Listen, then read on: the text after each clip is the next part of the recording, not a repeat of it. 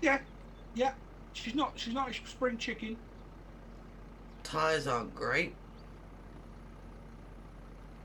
Paintwork's not great. Why did you buy it, I ask? Well, obviously, look at the front. Yeah, It's for moving bales. right. But that's an add-on. We could add that to a lot of our other tractors. That's what the little Yeah, Massey was for.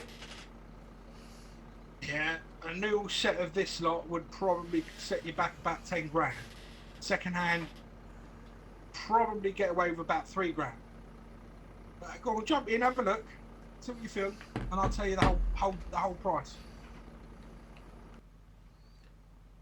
I don't like that already. Why the hell have you brought a tractor with 546 hours on it? On its second reconditioned engine. What? Yeah. 546 on its second engine.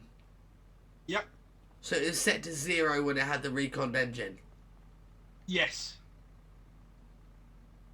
Yeah, he reckons approximately about 8,000 hours. Oh my good God, what have you done?